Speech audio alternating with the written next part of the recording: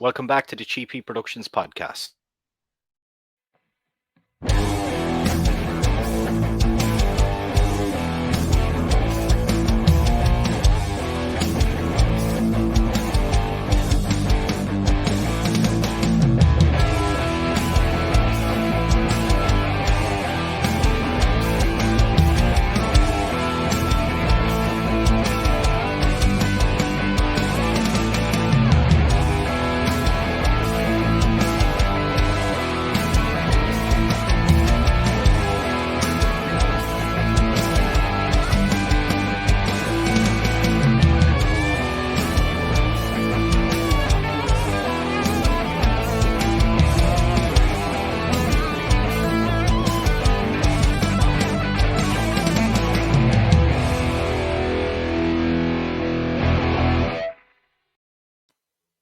Okay, welcome back to the show. And today I have a man that'll be familiar on your screens. You've probably seen him in his time in the WWE as Ricardo Rodriguez. Jesus Rodriguez, how you doing, man?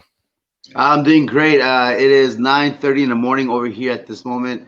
So it's nice to wake up. I have my coffee going. I'm ready to go, man. I'm excited. It's 2:35 here, but I'm on the Monster. I, I'm I just have coming in. my monster in my backpack. So I'm ready for it too. I was in the States for WrestleMania this year, and you've got a way better selection of Monster than we do over there. So a little bit We jealous of that. do. Yeah, no, we definitely do. But I mean, I always stick to the same kind. So like, I don't care about the big selection. I stick to What my one are my you? the white one. The white Ultra Silver. Yeah, that's the one I Yeah. stick to. Yeah, I'm on the. I don't know if you guys have it over there. The Rossi, Valentino Rossi. It's a yellow can. No. No, actually, maybe I don't know. Like I Yeah, said, I just stick to my white one.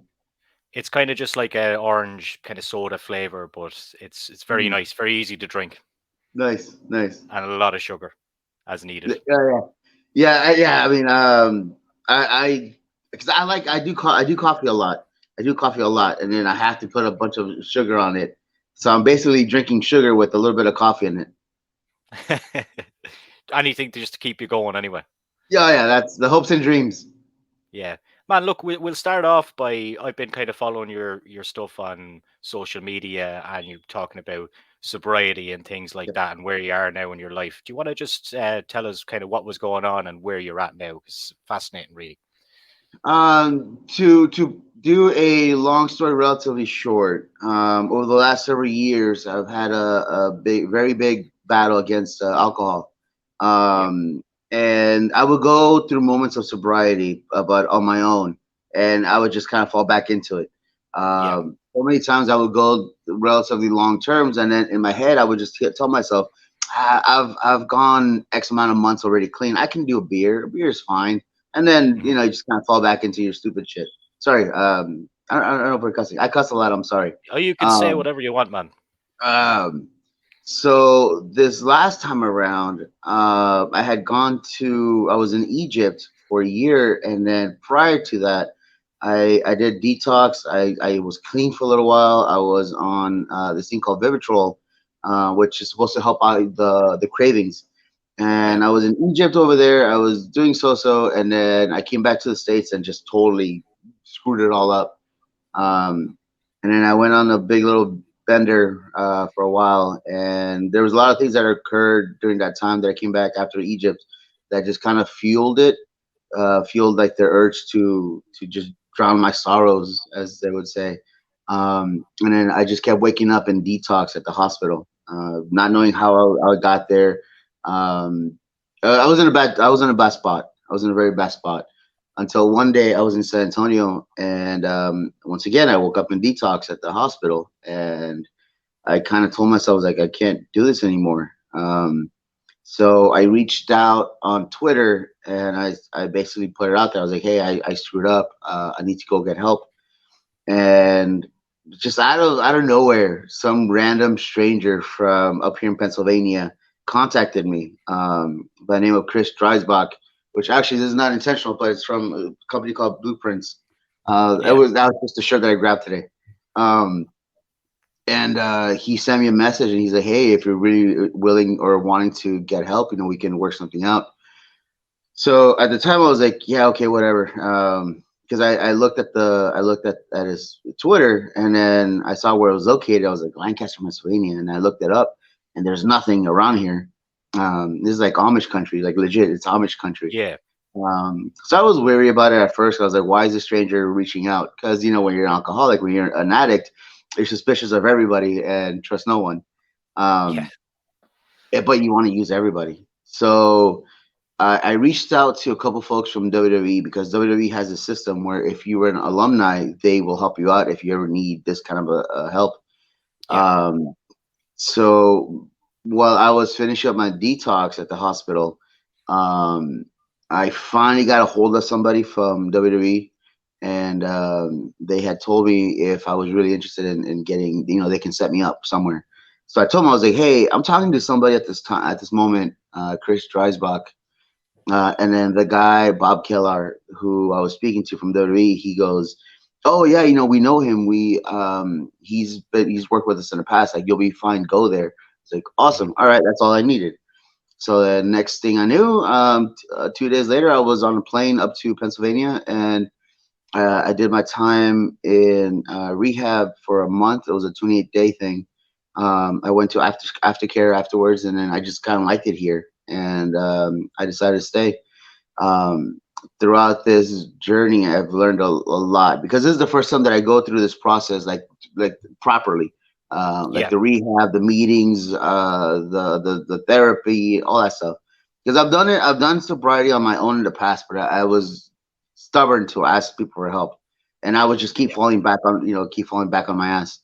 Um, so this time going through this process like properly and getting the help, and most importantly the therapy, has really helped with this whole understanding of what addiction is, how we are going to be addicts like throughout the rest of the life. So we can't do this on our own. We do need help.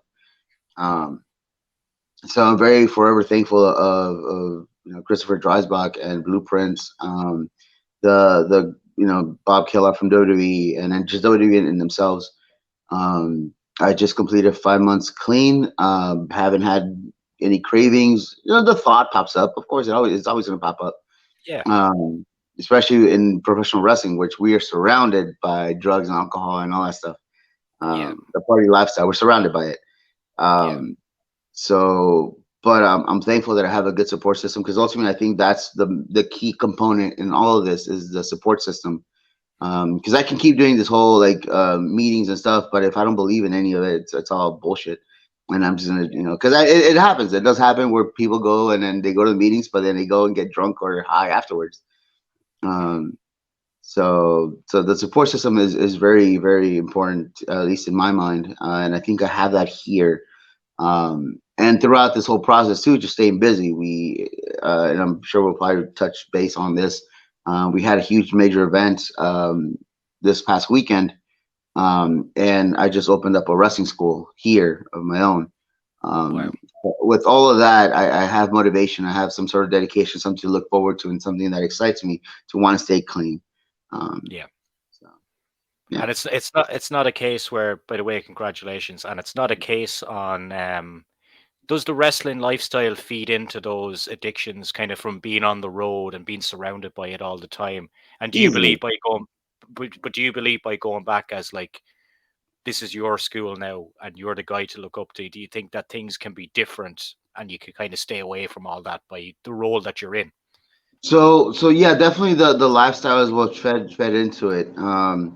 I said the other day because I was reading some tweets. It wasn't directed at me or anything. It was just I was reading the timeline, and then there's a lot of bitterness and anger directed at XYZ person because they did this or they got signed or they accomplished this or whatever XYZ. Yeah. I kind of look back and I was like, man, I used to be like that. I used to be very angry. I used to be very bitter. I had the whole why me, why not me? Excuse me, why not me? Why them? I've done this. Why am I not being picked? Why am I not doing this? Um, and it just kind of fueled me into just going and reaching for the bottle because I was so angry. And the only way that I knew how to deal with it was to get plastered and get drunk. Yeah. Um, that was my drug of choice was alcohol. Um, and And I mean, a lot of it stemmed too from the life on the road.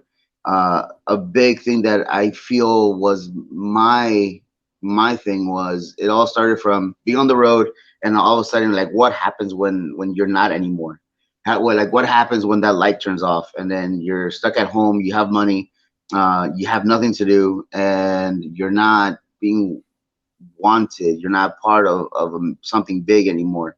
Yeah, Um, and I know it's not at the same scale, but I can totally understand where, and we see it all the time with celebrities yeah, of that, course, yeah, yeah, like your Britney Spears and all that stuff, like your Miley Cyrus, all that, where they just go off on this binge and then they just drop off. And I can't compare myself to that extreme, but yeah. I But understand where it comes from. show Um, business, yeah, no, definitely, definitely. And I know for me, it started off because I was always very open about my insomnia, which I still deal with.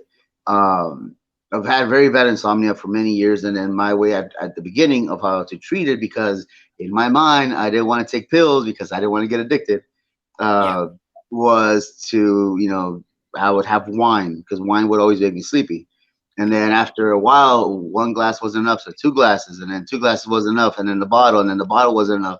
So then I would switch over to liquor, and then the liquor wasn't enough, so I would switch over to like full on like jugs of liquor, just to go to sleep. And I would wake up, I feel like garbage, and then I was like, well, I know what will fix it, more liquor.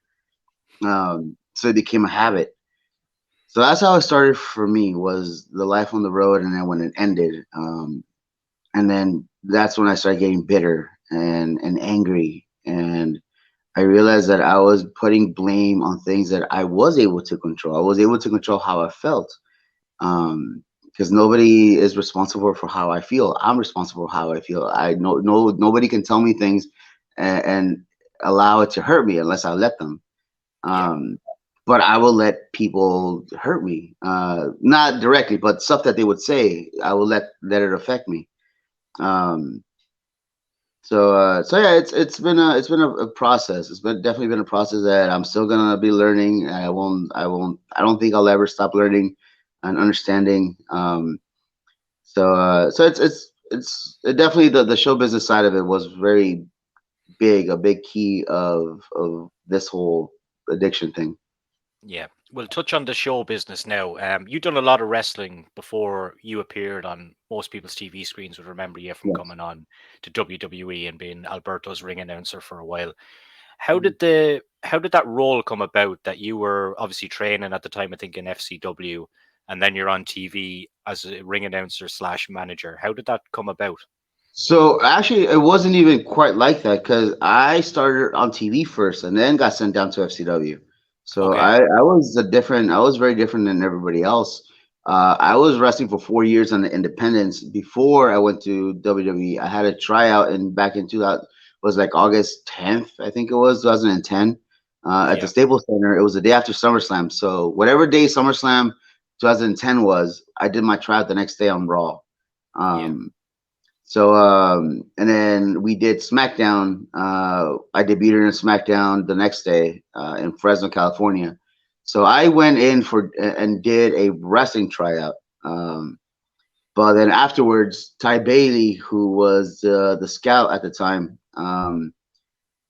before Kenny and Seaman came in, Ty Bailey comes up and he approaches me and he says, "Hey, have you ever done ring announcing before?" And I was like, "Yeah, sure, of course I have."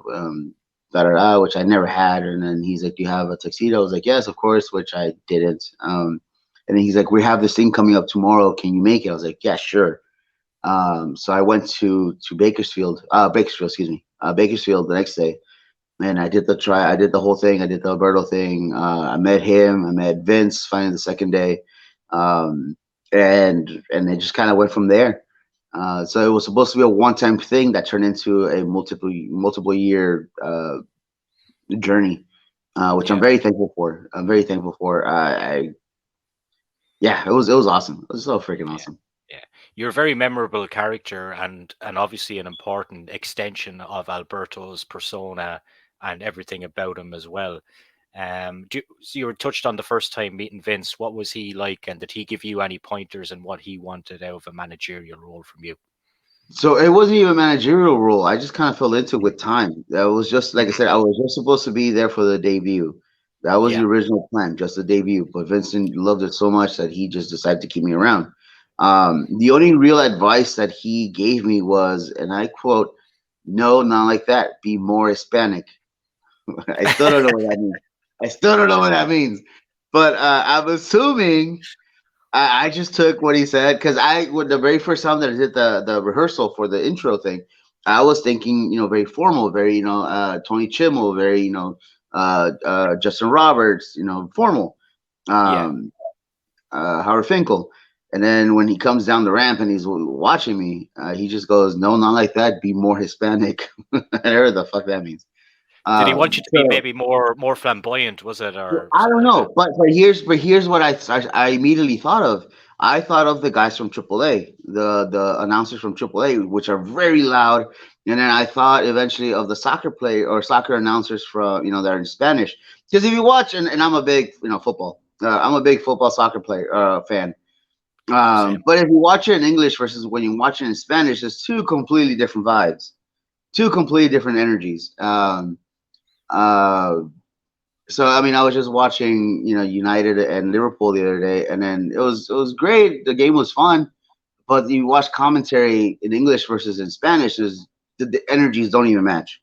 So It's that's more kind of what I passion. figured. Oh yeah, yeah. Yeah. So that's kind of what I figured. So when I went, and I did the whole thing. I became more energized and louder and animated, which I eventually with time, because obviously the first time is not going to be perfect, at least in my Yeah. eyes, because I needed to find my niche. Um, so it took time to kind of develop into what it eventually the whole Ricardo thing became.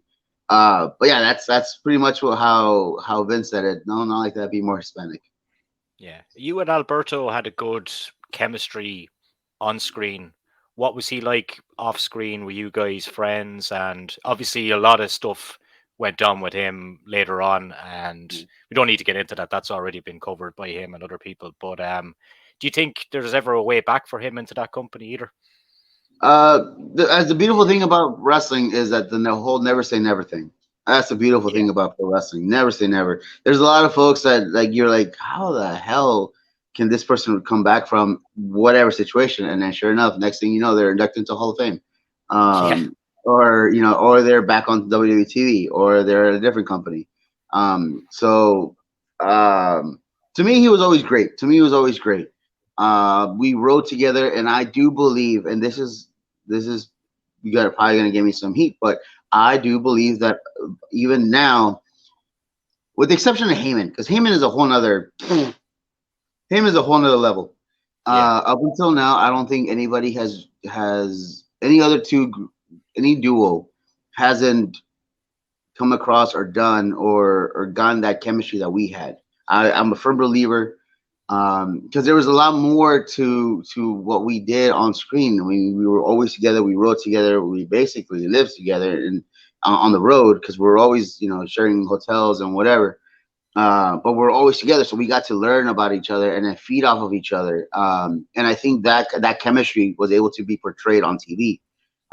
When we did interviews, they always had it together, especially in the beginning, because he was still taking English classes. So there was times where he would get stuck, and I kind of figured what he was trying to say, so I would just jump in, and we just had that dynamic, Yeah. which we also had it on TV. There was a lot of times where when we had these promos, there was these long ass promos, and when you're learning English, when you're given something like that, it's tough to remember.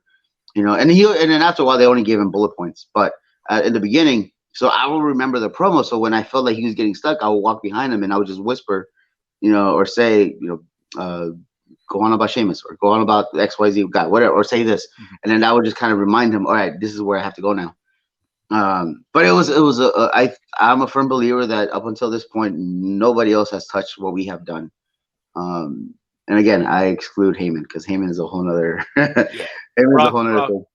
Brock and Paul are obviously that was a good one. I like Yeah. Heyman and Roman as well, but I think Brock and Paul works better. But that's only just my personal Yeah, opinion. yeah, yeah, sure, sure. Yeah, But you've done a I'm lot a of firm believer. yeah, you done a lot of funny kind of segments with guys like Sheamus, where you dressed up as Sheamus, you dressed up as the Yeah, Big Show. One thing I just watched a while ago was the time where you ran over Big Show's leg in the yeah, parking lot for that. Did you guys yeah. have a lot of fun making that? Yeah, a lot of what I really enjoyed was that Vince was very keen on keeping people's genuine reactions. So when we dressed up as Sheamus, he didn't know until right before we went out. Right, Um, he knew we were doing a segment, but he didn't know that I was dressing up as him. yeah, Same with me when we dressed up as Swagger and Zeb Coulter. They did not know until we did the promo. brilliant. They knew we were doing a package. They knew we were doing a promo on stage, and they were going to be in the ring, but they did not know what the promo was, the video package. Um, so the reaction that they had on TV were genuine. Um, yeah, those are fun. Those are so much fun, especially because they didn't. A lot of times they didn't tell the other guys we were doing whatever. They were just Yeah. so all right. So this is what we have in mind, and then the rest will just kind of wing it. And then that's what the winging was. It was all the dressing up part. It was probably hard for those guys to not laugh at the Oh situation yeah, being there in the yeah. moment, you know? When we did the Sheamus thing, when we walked out, because they had asked him for his boots, because I wore his boots, Yeah. and they had told him, I think that they had told him that they were gonna shoot something for the WWE magazine, so they wanted his boots. Um, yeah, I was gonna wear them. What's it called? But when we got to Gorilla right before we went out, he just looks at me. He's like, "You motherfucker!" I'm like, "Yes, yes, absolutely." Yeah, he seems like a cool guy. I've never met the guy. He's one of our own here in Ireland. What's he like to work with? It was great. What I really enjoyed with about him, and then if you talk to Alberto, he'll tell you the same. Like Sheamus, like he'll hit you, but he expects it back, which is great. He wasn't a little bitch. Yeah, Um, yeah, he if he hits you, he expects you to hit him back. Um, so yeah, he was always great. He was always great. And then what I really did enjoy about working with a lot of these folks was everybody was so open about ideas, which is something that I used to do a lot. With time, I kind of got I put my hand into the cookie jar a little more and more each time because they started listening to ideas that I would pitch or whatever, or they started coming up to me and asking for pitches on transitions or moves or how to get to this part. Even the producers. And then Seamus was one of the few people that when we had a cool little spot, he would go to the producer or even Vince, and he would go, "Oh, that was Ricardo's idea," and then that's how things eventually kind of developed. But he was yeah, always great. We had a lot of fun with him. yeah. In terms of like one of your, or probably, I don't know what your favorite moment in WWE is, but does your time with Alberto against Brett and John Cena, does that rank up there? Yeah, definitely, 100%, 100%. Because it's Brett, and I could Yeah, be wrong, and somebody can fact check me, but I want to say I don't know if it was or not, but I think that was Bret Hart's last official TV match. I think. it could have Um, been. Yeah, yeah, I think, and I could be wrong, but I think that was his last official TV match, and that was with me. So that's freaking awesome. Sorry, yeah, Brett. You get Ricardo. yeah. But just how the whole thing kind of came about, because we were in Calgary, I think we were at the gym, and then we get a text, and I think it was from Road Dog, and he's like, "Hey, where you guys at?" And we're like, "Oh, we're at the gym." So both myself and Alberto got the text, so like, and they just go, "Tonight it's Alberto and Ricardo versus John Cena and Bret Hart." We're like, "Get the fuck out of here! Shut the fuck up." But then normally they would send a text, and then like a couple minutes later they put the LOL, JK, whatever. Yeah. And we never got that. So we're like, I wonder if this is real. So we get to the arena, and then sure enough, um, so of course, the little kid in me is marking out, and I'm happy and excited. So then because Ricardo's not a wrestler, I always carried my gear, my wrestling gear, but Ricardo's not a wrestler. So we had to go out, and I went to like a little, it was like a women's fitness store, and I bought like women's tights, um, just because Ricardo's not a wrestler. Yeah, they want Um, you to look gimmicky. yeah, yeah, yeah. So Yeah, so that was so much fun. But I've had a lot of good moments, but for different reasons. Obviously, my first WrestleMania in Atlanta, WrestleMania 27. My last one was WrestleMania 30 in New Orleans, and that's when Brock beat Taker for the streak. when Daniel Bryan won the when he won both titles. Mm. Let me see, my first Royal Rumble, that was awesome. The TLC spot, Yeah, that was Baltimore. wow. So a lot of moments. I had a lot of moments, but for different reasons. Yeah, I'll talk to you on that Undertaker Brock moment because I haven't actually talked to somebody that was there at the time. Now, obviously, you probably remember this. We remember watching it in real time at home. So, were you watching this backstage, and what was the No, I was in reaction like? commentary. I was on commentary. Oh yes, I yeah, was in Spanish commentary. So yeah, I was front row. Yeah, I was front what? row, man. And I honestly legit thought that that Taker forgot to kick out. That's what I thought. And then because the refs are supposed to count, legit. If he doesn't Yeah, kick out, he doesn't kick out. Otherwise, they get fined or they get in trouble. Um, but I legit thought that Taker forgot to kick out because it's happened what? to me in the past, and any wrestler out there will tell you that it has probably happened to them too. Where in your mind you think you're probably like at two, and the ref is already at three. Um, it's happened to me several times in the past. Um, and I think what really got me too, because they got me. I'll admit they got me. What really got Mm, me was they didn't play Brock's music right away. Nobody said anything. Everybody got quiet. Even the announcers were quiet. And then it got so awkward for me. And because I was on a Spanish table, it was myself, Carlos Cabrera, and Marcelo Rodriguez. And I think Carlos was in the middle, so he's the one guiding us. And yeah, I think he heard that I was about to say something, and then he just kind of grabbed, because you know when you're about to talk, after a while you do like that to catch your breath to whatever. I think he heard it or he saw me, and he just grabs my hand. He looks at me and he just nods. He goes, "I was like, oh, you knew, you asshole, you knew." Um, yeah, it was that was surreal. That was so surreal. yeah. And What was then when they the played the music, what was the vibe like then? Kind of walking backstage after that. Was it the talk of the locker room? I no, well, I didn't go back until the end of the show, so I don't know what the Yeah, talk was because there were so many good moments that during that whole thing. I yeah, think that was the same one that like Cesaro won the Andre the Giant Memorial. yeah, Yeah, like I said, the the Taker one, and then the Daniel Bryan deal. So there was a lot of awesome moments that there were to talk about, but I think definitely the Undertaker losing the streak was big. mm, Um, and then to be honest, by the time that we were done, because we were there, because remember when you do commentary, you're there the whole freaking time. yeah, I just want to get back to my hotel. yeah. Um, The a lot of people bring up Alberto's feud, and it was a great feud at the time with CM Punk when he was supposedly kind of leaving that time and taking the belt and doing all that kind of mm, thing. What was your experience like with Punk? Obviously, you read things on the internet all the time, where yeah, yeah. now it's coming out that he's unhappy in AEW or blah blah blah. This could be all storyline, but did he ever seem unhappy when you were there, or what was he like with the guys? See, here's the thing. All right, so Punk with us, he was always great from the beginning. He was always great because he's a wrestling fan as well, so he knew who Alberto was. He knew his family, his lineage. Yeah, He even though he didn't know me, I think I just kind of got accepted by association. And then once we started working together, I think I just kind of became okay in his book. I became all right. We would do house shows, and I was always there for my spots. There was even a spot that we used to do a lot on live events where I would take like Punk's shirt or something, and I would just run around the yeah, ring, and then he would come chase me, or Alberto would, whatever, and then uh, Punk would go chase him around the ring, and then Punk would go eventually and dive onto Alberto, but I would catch him, and then that was Punk's idea.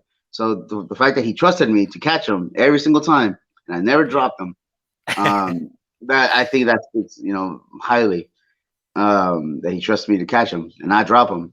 Um, I can see where the rumors come from.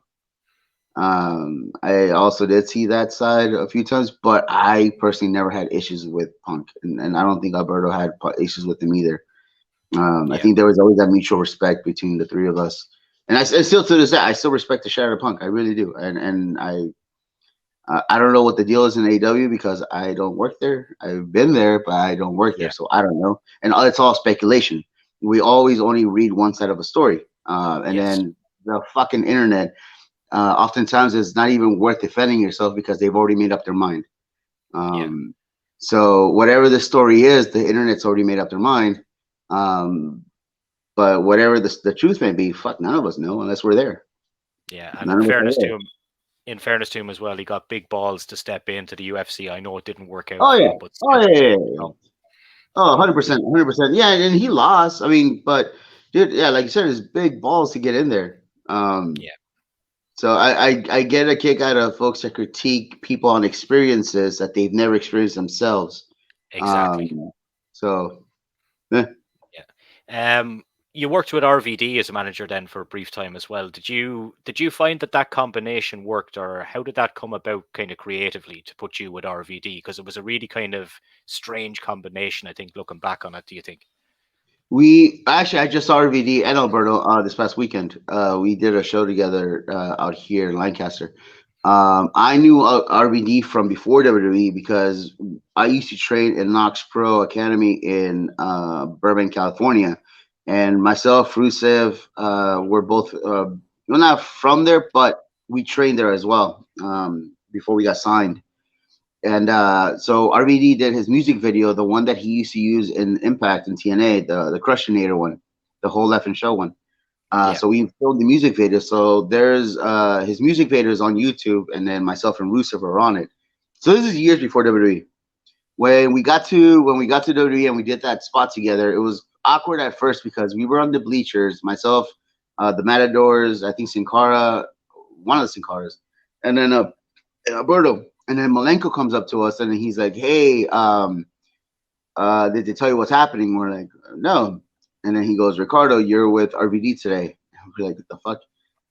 Just like that. I was like, "What the fuck?" Yeah. And then he walks away and then he comes back and then he's like, "Yep, you're with RVD today." Like, in what way?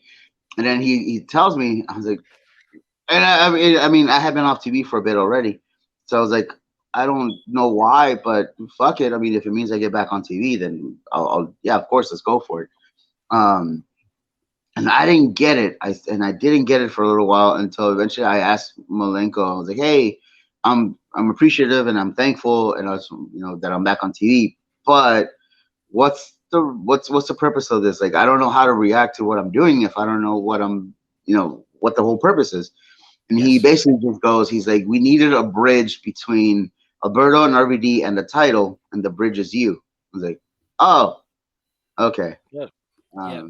I get it. Now I get it. But yeah, when they first put us together, I didn't fucking get it. Mm. And that was one of the few times that I actually did go up to Vince like directly. I was like, hey, so RVD is a completely different vibe than Alberto. Yeah. I does the suit thing still happen? Does the bucket deal still happen? Like meh. And then can we change the attire? And then Vince is the one that brought up the whole thing with like the shirts that I was wearing that were tie dyed or that were airbrushed like RVD's tights. Yeah. Which is still, I mean, it was different, but yeah, and I'm still upset I never got a doll out of that. I never got an action figure out of it.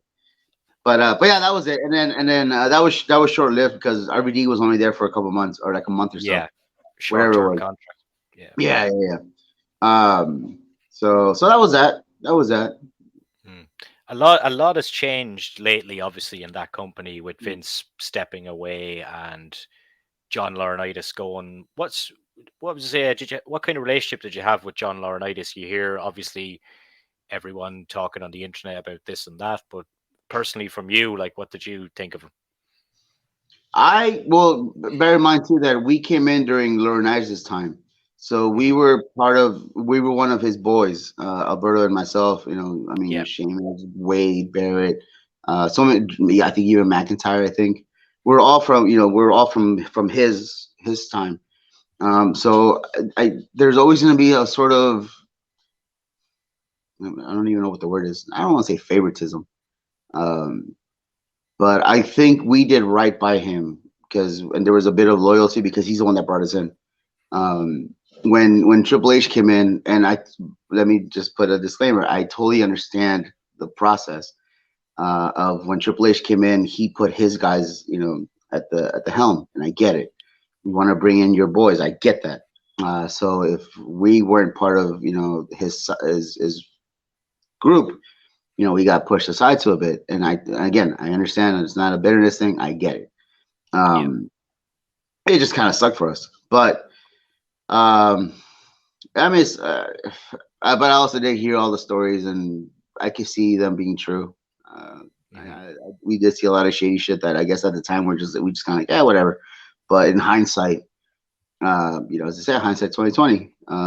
I guess it could possibly, I think there is truth to the accusations. I do.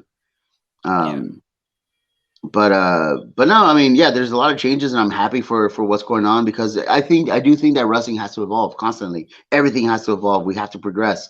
We have to, keep up with the times. We can't stay stagnant, and then be so prehistoric at times. So we have to constantly change with the times to keep the crowd involved and engaged. And I'm happy for all the changes that are happening. I really do hope, guys, that like Gargano. Yeah, fuck it, give him the title. Why not? I mean, what 10 years ago you would never have seen someone like Gargano as world heavyweight champion. Yeah. Um, so yeah, fuck it. He's great. He's awesome. He's obviously done it in NXT. Yeah. So who can say he can't do it in WWE? And just in closing, then, would you be open someday, obviously, to coming back into WWE as a wrestler or as a ring announcer or whatever kind of angle I you would wanted go, to do? definitely, definitely, definitely. As much as I would like to explore my options, ultimately, I think for a lot of folks, the end goal would be to return back to the WWE. Yeah. That's where I made my name, and that's where I would like to eventually retire. Um, I know I'm not the only one that feels that way too. From people that I've spoken to, that's where we want to retire is WWE. Um, but I also have a lot of goals that have changed throughout the years. Um, I would like to go back in the backstage role. I would like to be as a producer, or even be sent down to NXT and then be a trainer. I've done it for so many years internationally. I opened up the fucking market in India. Granted, it was Kali's money, but I opened it. Hmm. So much that the WWE and Impact went after I was done there, and they had not. WWE had not been to India in 14 years, and then when I was there, they went. Impact went as well. I just did a year in Egypt. I opened up the fucking school in Egypt. Same thing in Australia, Mexico, all over the U.S. I did time in England with the Knight family, which I'm very thankful for, because that was a learning experience. I did the camps in England, so that was fun. But and then now that I have this, have my own pro wrestling school here in Lancaster, I would definitely like to become a affiliate, whether it's to either AEW or to WWE, where I can be, let's just say, like a feeding ground for WWE or AEW. Hmm. Because I feel, and this is me tooting my own horn. This is me fucking patting myself in the back, that I think I have the time. I've put in the time and effort into training people, and a lot of them are actually still are there. There's a lot of folks both in WWE and AEW that I trained that are there, um, or at least that I had a hand in training, Yeah. that are there. So that's what I want to accomplish. That's what I would like to kind of focus my energy for the next couple of years, is to Hmm. build my own legacy Yeah. Well, on this aspect. you've got plenty of experience under your belt, like all over the world, so you feel like maybe it could be leading up to that kind of big moment, maybe for you. And I hope it does, man. And I really appreciate you talking to me today, and I wish you the best of luck, both with the wrestling, sobriety, and everything like that. Absolute pleasure to catch up with you today. Thank you so much. No, yeah, definitely. And then thank you to everybody that's watching us. If you guys can go on Twitter and at me at RRWE, or my wrestling school at Three Legacies. On Instagram, it should be at 3L Wrestling. Yeah, and I'll put those links underneath. And just on a side note, he tweets a lot about soccer. It's great. I do. Yeah. I don't care that Manchester United is on the on the lower end. That's still my team. Yeah, I'm an Arsenal fan, so we've been through a You few years of bad times, but hopefully we guys can are get top of back the up league right that now, level. right? Technically, right Yeah, now. yeah, Right but now. we're only 3 games in. by the time this podcast comes out in a couple of weeks, Arsenal would have played Manchester United. So we'll see how things are by We'll then. see. Deal. Yeah. Thanks so much, man. Not a problem. Thank you. Cheers.